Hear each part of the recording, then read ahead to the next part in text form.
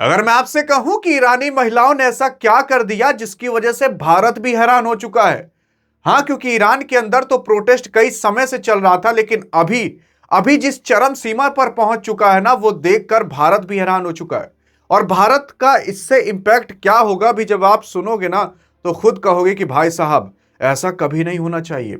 हां, देखने की कोशिश करोगे तो ईरान के अंदर अभी लोग इतना प्रोटेस्ट पर उतर आ रहे हैं, चाहे जो हो जाए भाई साहब, लेकिन लोग प्रोटेस्ट कर ही रहे हैं। प्रोटेस्ट का रीजन क्या है, भारत पर क्या इंपैक्ट पड़ेगा, डोनाल्ड ट्रंप ने क्या कहा और इसके पीछे किसका हाथ है, अभी जब आप जानोगे ना तो मूड़ी हाथ रख कहोगे, अरे मोरे मायरे, ये भाई साहब कौन करा रहा है और क्यों करा रहा है, वो सब पता चल जाएगा आपको। देखने की कोशिश करोगे तो जो ईरान की महिलाएं हैं, वो लोग ऐसा बताने के लिए अब हम आजाद हो चुके हैं। देखिए, वो लोग खेमिनाई की तस्वीर जलाकर और उससे सिगरेट को जलाकर पी रहे हैं। देखिए, सिगरेट जलाकर पीना बहुत गलत है, और लेकिन ये लोग ऐसा दर्शाना चाहते हैं कि अब हम इन सब को जलाकर आजाद हो चुके हैं। क्योंकि बहुत समय पहले जो आपका ईरान हुआ करता था, वो इतना अमीर हुआ करता था भाई साहब, दुनिया में अगर कोई भी चीज हाईटेक लॉन्च करनी है ना, तो सबसे पहले जाकर ईरान में लोग लॉन्च करते थे। दुनिया की सबसे अच्छी पढ़ाई पहले लोग ईरान में जाकर किया करते थे। लेकिन आज उसी यूनिवर्सिटी कॉलेज के अंदर ना टीचर तक को थूकने तक का नहीं दिया जाता, क्योंकि वहां पर कोई जगह ही नहीं है, कोई बच्चा पढ़ने तक नहीं आता। लेकिन बहरहाल, ईरान की इतनी बुरी कंडीशन हुई कैसे? देखो, ईरान के अंदर ना कुछ समय पहले से ही, सन 2000-2003 से ही जो अमेरिका था वो पीछे पड़ चुका था। पीछे क्यों पड़ा था? सद्दाम हुसैन की वजह से पड़ा और अन्य लोगों की वजह से पड़ा।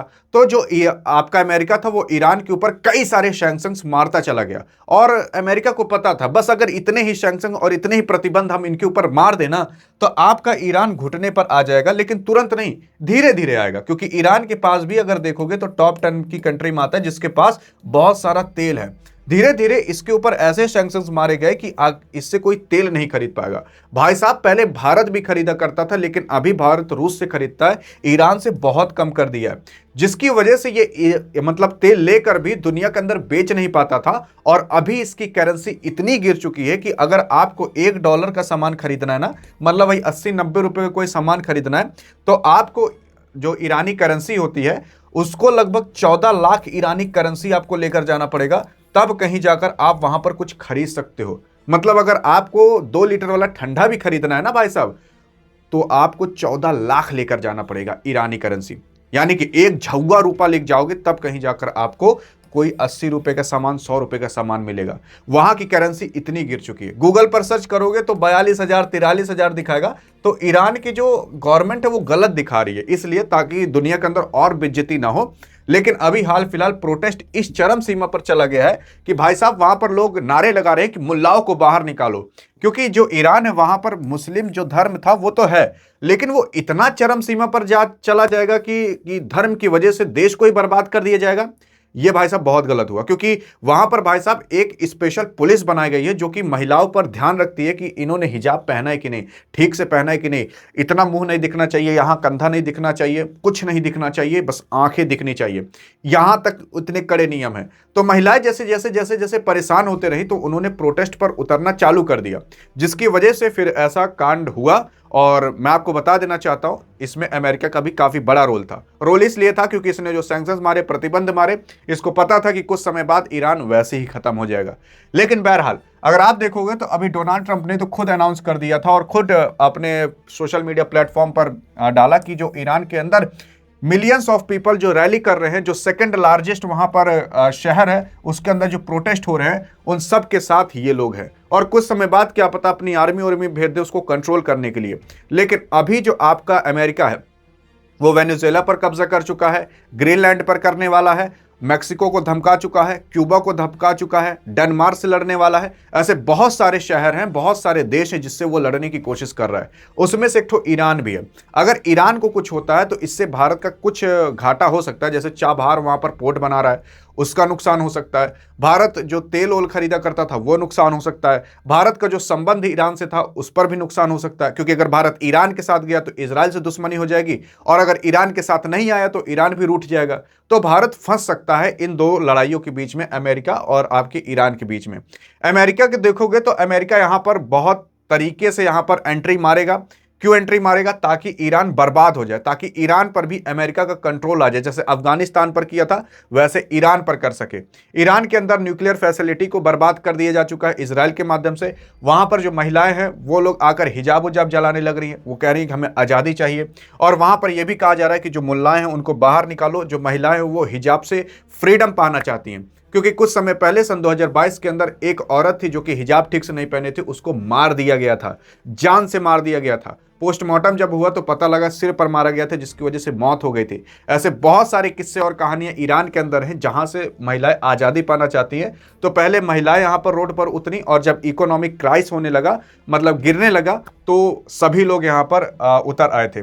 देखने की कोशिश करोगे तो अभी सबसे ज़्यादा यहां पर चरम सीमा पर तब पहुंच गया जब यहां पर मशहद नाम का एक ठो शहर है ईरान के अंदर, यहां पर जब दंगे फसाद होने लगे। तुर्कमेनिस्तान और जो आपका अफगानिस्तान है, इन दोनों से ही इस शहर का बॉर्डर सटता है। और यहां पर अगर आप देखने की कोशिश करोगे, ये सबसे बड़ा धार्मिक स्थल ईरान का माना जाता है। अगर आप कहोगे ईरान के अंदर कोई टहलने कहीं जाए ना, तो सबसे पहले वो यहीं पर जाता है। जैसे कि सऊदी अरब में मक्का है जहां पर लोग पूजा करने जाते हैं इस्लाम वाले, वैसे ही ईरान के अंदर यहाँ मशहद में आते हैं, क्योंकि ये बहुत पवित्र स्थल माना जाता है। इस पवित्र स्थल में कई सारे ऐसे मतलब मस्जिद थे जहां पर तोड़फोड़ कर दी गई, बहुत सारी चीजें जला दी गई और बहुत ज्यादा प्रोटेस्ट हुआ। यहां पर लगभग 40 लाख की आबादी रहती है और पूरी की पूरी आबादी सड़क पर उतर आई है सरकार के खिलाफ, मतलब अपने सुप्रीम लीडर के खिलाफ प्रोटेस्ट करने के लिए, इकोनॉमी के खिलाफ प्रोटेस्ट करने के लिए, और जो फैसिलिटी नहीं मिल रही उसके खिलाफ, और जो धर्म इतना ज्यादा होने लगा कि धर्म की वजह से देश बर्बाद हो गया, उसके लिए भी प्रोटेस्ट करने ये लोग उतरने लगे। आप देखोगे तो यहां पर जो मशहद नाम की जगह, यहां पर इमाम रजा करके एक ठो जगह है, और इस जगह पर ही भी भाई साहब बहुत प्रोटेस्ट हुआ। और यहां पर प्रोटेस्ट होने का मतलब आप जान जाइए, बहुत सीरियस कंडीशन ईरान के अंदर आ चुकी है। और इससे भारत क्यों शौक है वो मैंने आपको बता दिया, लेकिन इसलिए भी शौक है क्योंकि भारत के अंदर जान रहे हो ईरान के अच्छे संबंध थे, और अगर ईरान के अंदर कंडीशन खराब होती है तो भारत को ईरान का साथ देना पड़ेगा, और अगर ईरान का साथ नहीं दिया तो ईरान नाराज होगा, और अगर ईरान का साथ दे दिया तो इजराइल और अमेरिका नाराज हो जाएंगे, और भारत इजराइल को कभी नाराज करेगा नहीं।